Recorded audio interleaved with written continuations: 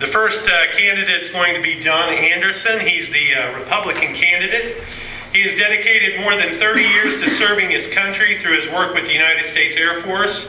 He has seen how government works from the inside out, and he understands the processes and how to work within the system to effect change.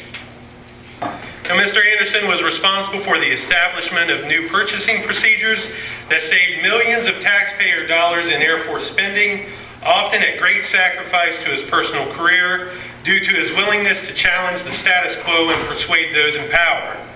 John is a uniquely qualified candidate in this district since he combines extensive experience in military acquisition and logistics, service in federal bureaucracy, and an experience in managing and saving taxpayer funds.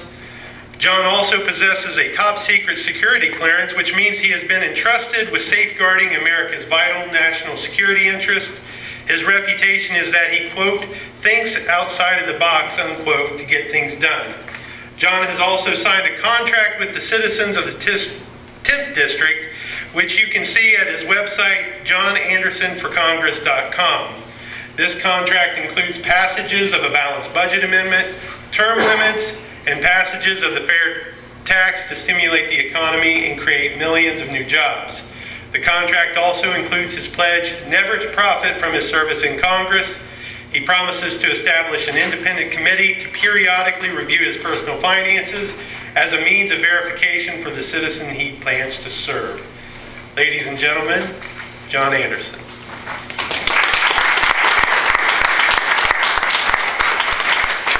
Thank you very much for that great biography. I want to give my personal thanks to the Tea Party in this region. Just as a matter of information, I'm one of you. I've been a Tea Party member from the very beginning.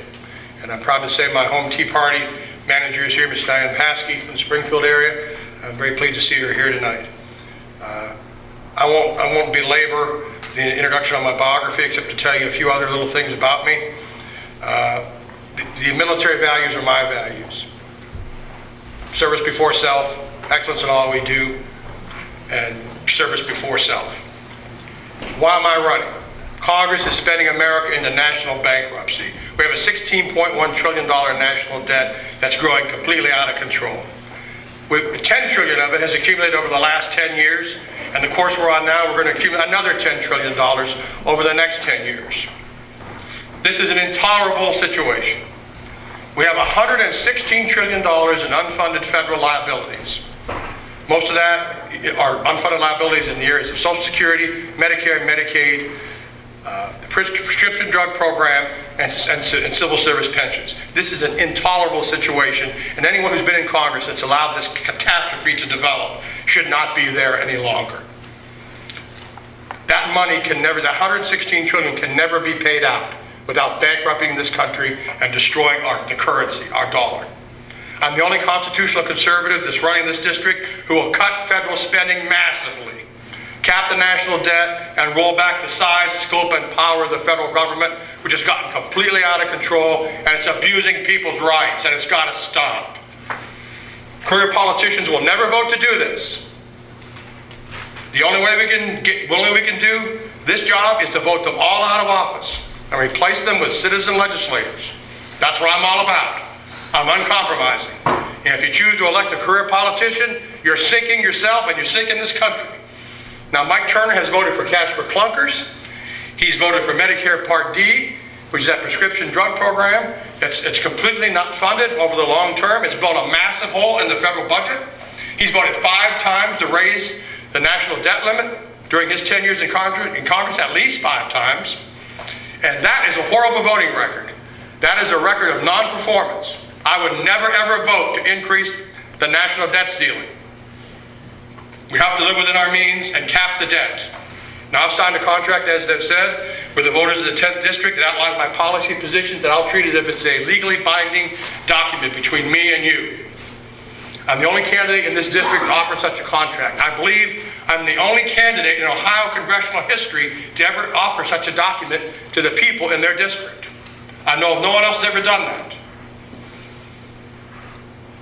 Last but not least, as they said, I promise not to profit from my service in Congress if I'm honored by being elected as your next congressman. And I've set up a verification process that will have a committee that will be comprised of the general public, certified public accountant, clergy, the news media, and members of the Tea Party, if you'd like to be on that committee, to periodically review my finances to verify that I'm not profiting, which I would never do, ever. I would violate everything that I believe in, and I would not be serving those men and women of the United States military who I've dedicated my entire life to. Just a few other points in my contract. A balanced budget amendment, which would limit the United States to not spending anything more than 18% of GDP, because that's the highest amount of GDP one can possibly get, irrespective of the tax structure. That will be a not-to-exceed level of GDP that the government could not exceed in terms of its consumption. Term limits amendment to get rid of these career politicians. That's right in there. Passage of the fair tax. That's so important. We need to go on a national consumption tax and replace all the other taxes that you're bogged down with, and eliminate all the other regulations that are destroying small business, which creates 70% of the jobs.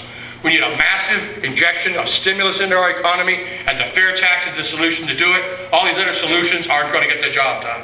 So, in summary, I'm asking everyone to vote for me in the Republican congressional primary on March the 6th, 2012. You elect me, you will make history, and no one will ever forget what you did, because when I get there, they will never forget me.